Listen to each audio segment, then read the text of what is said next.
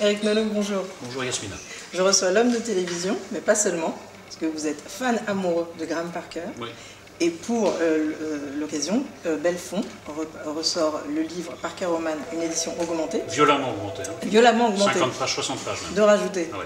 Alors qu'est-ce qu'il y a de plus? Ma Parker Romanie s'est aggravée, elle a duré dans le temps, donc je raconte les derniers épisodes de ma Parker Romanie, les progrès de la maladie en moi. Une maladie que je ne sais pas combattre, donc oui, non, mais il faut elle s'aggrave forcément. C'est passionnant. C'est ma vie. Oui. Donc le 23 novembre, on vous retrouve sur la scène des Bouffes du Nord, oui, pour justement une rencontre inédite. Alors qu'est-ce qui va se passer ce soir? Alors c'est à 2 titres inédits. Graham Parker et moi-même serons sur la scène des Bouffes du Nord. Je lis des extraits de mon livre, et lui il interprète les chansons dont il est question dans les extraits. D'accord. Alors, d'abord il y a une chose qu'il faut que je précise, c'est que c'est présence obligatoire. Hein. Les gens qui entendront notre conversation sont obligés de venir. Donc vous avez entendu au Bouffes du Nord, parce que je ne peux pas me produire avec mon idole devant une salle, même au tiers vide ou au quart vide, c'est pas possible, il faut que ça soit con. Et ensuite, il y a déjà eu des spectacles de lecture rock, lecture musique, mais je ne sais pas si on a déjà vu sur scène le fan et son idole. Ça, je ne sais pas. C'est dur d'inventer quelque chose en matière de spectacle, peut-être qu'on a inventé quelque chose. Il faut vérifier, hein, je ne suis pas sûr, mais je crois bien. C'est la concrétisation d'un rêve, parce que vous l'aimez depuis toujours, en effet. Je suis fan depuis 40 ans. Monter sur scène avec Graham Parker, c'est comme si Nadine Morano montait sur scène avec les fondateurs du Ku Klux Klan.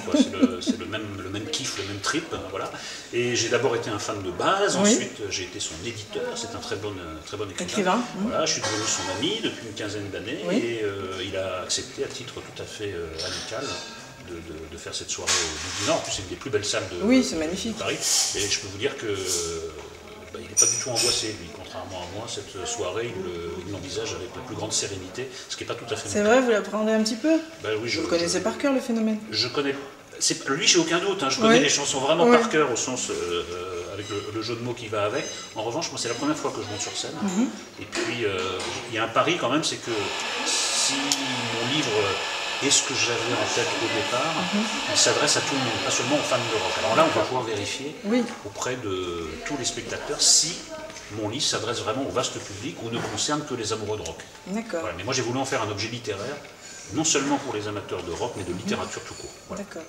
Et il y a d'autres projets en cours sur lui ou avec lui? On va tester un peu en live, vraiment grandeur nature, et ensuite on a déjà 2 ou 3 propositions, donc il y a peut-être de quoi monter une tournée. En France, en Suisse et en Belgique, on a des propositions déjà, mais j'attends de voir ce que ça donne. Peut-être sur cette date du 23 novembre. Voilà, à partir du 23 novembre, peut-être avec à ce moment-là des écrans vidéo, peut-être quelque chose de plus ambitieux. Là, on va faire ça de manière très intimiste. Voilà, moi j'aurai un lutrin, lui il aura une guitare harmonica, et si ça se passe bien, ça peut devenir le prétexte d'une petite tournée française. Ça serait super, ça. On peut vous dire, c'est un rêve incroyable pour moi. Voilà, c'est parfait. Alors, vous êtes donc aussi un homme de télévision, donc Zemmour et Nolot et l'émission qui est donc diffusée depuis cette année, tous les mercredis en prime time. Donc, est-ce qu'il y a un changement, une différence au bout de 2 numéros déjà? Quel bilan vous faites du changement d'horaire?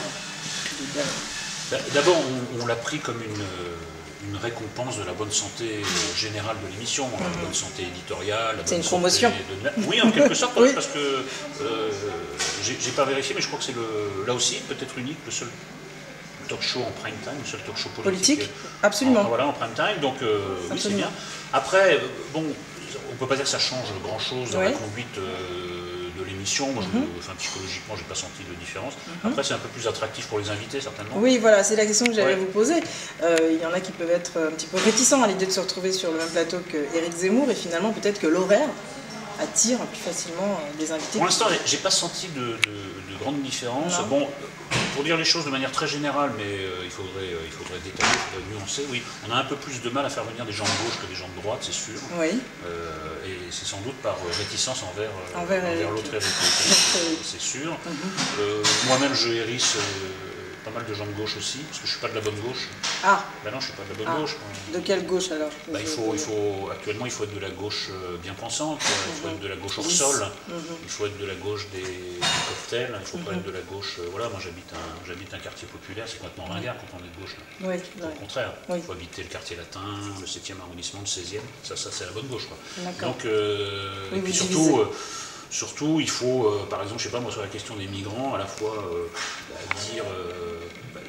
La bonne gauche, elle dit il faut accueillir tout le monde, vous voyez, comme ça hérisse bien le peuple et ça fait 2 points de plus pour Le Pen à chaque fois, c'est ça le truc.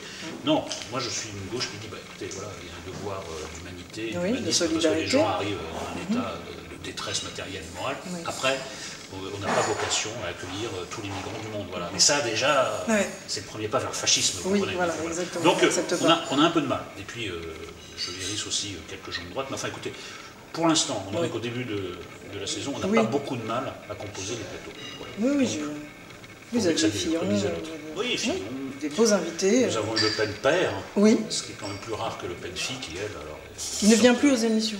Oui, parce qu'elle est tellement invitée qu'elle peut se le permettre. Elle annule. Voilà. Vous avez vu, on peut d'ailleurs tirer le bilan de la stratégie anti-Front National.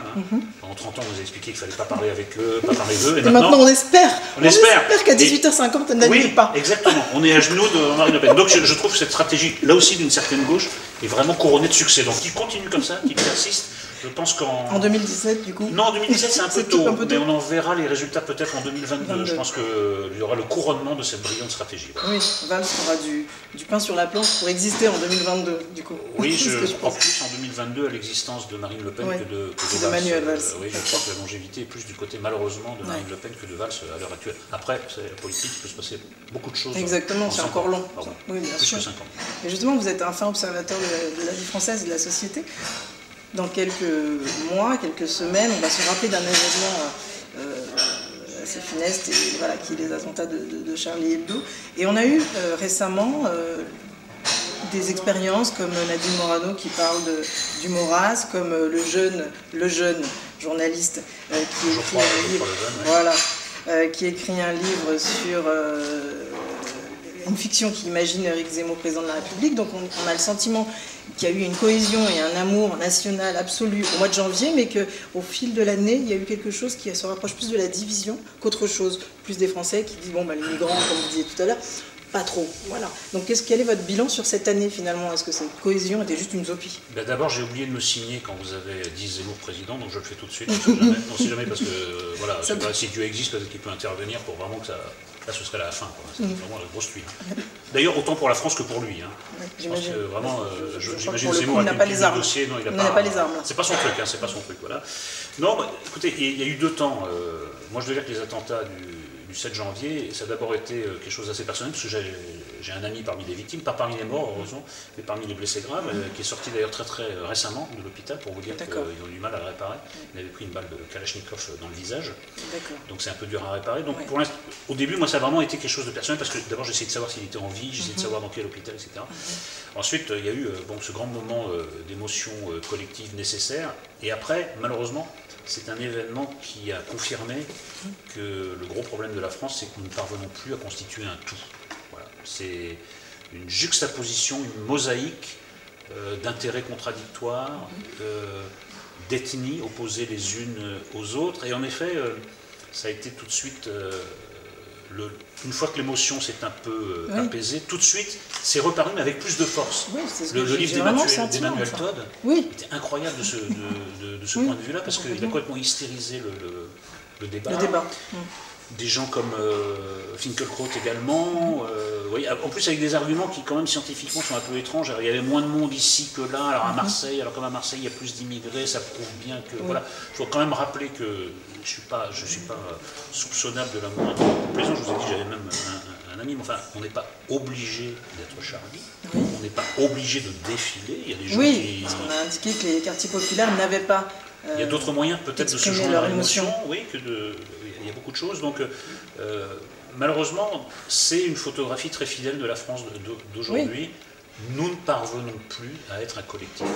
Voilà. Et alors il y a l'individualisation générale qui d'ailleurs est très néfaste de ce point de vue-là, et ensuite, pour chaque événement, on voit que chacun réagit selon sa chapelle, parfois au sens strict, l'opposition des religions les unes aux autres, des classes sociales, etc. Donc la France, combien de divisions? Pour reprendre la fameuse question, eh bien malheureusement, beaucoup trop. Et beaucoup trop, et ça commence à devenir problématique. Oui, tout à fait. L'autre émission sur Paris Première, c'est Ça balance à Paris, donc le décor a évolué et a changé. On va faire notre petit Ça balance à Paris à nous pour terminer. C'est parfait.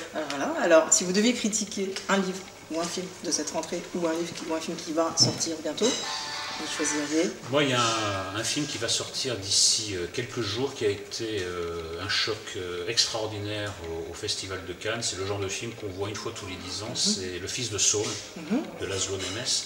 Je regrette beaucoup que le jury n'ait pas eu le courage de lui donner la Palme d'Or, mais seulement le Grand Prix. Bon, c'est pas si mal, surtout que c'est un premier film, c'est un ancien assistant de Bellata. Et c'est l'histoire d'un membre des Sonderkommando à Auschwitz. Donc les Sonderkommando sont des juifs qui sont contraints par les nazis d'accompagner leurs co-religionnaires jusqu'aux chambres à gaz, en leur faisant croire que... Bon voilà. Et un jour, le Saul en question reconnaît ou croit reconnaître son fils parmi les victimes. Et dès lors, il n'a de cesse de vouloir l'enterrer dans l'enceinte du camp de manière religieuse, à Auschwitz. Et donc, c'est une sorte de thriller concentrationnaire, paradoxalement d'une beauté cinématographique incroyable. Alors c'est extrêmement violent comme on peut s'y attendre.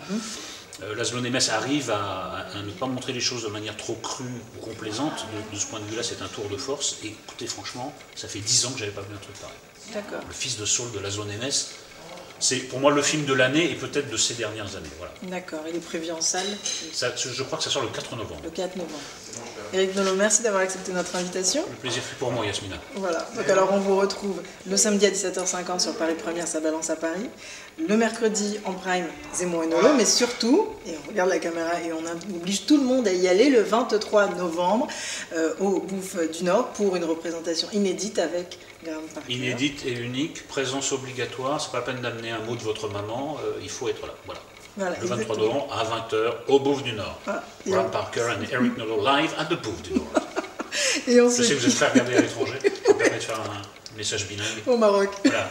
Oui, alors bon, mais la prochaine fois je ferai en arabe. En arabe la prochaine fois.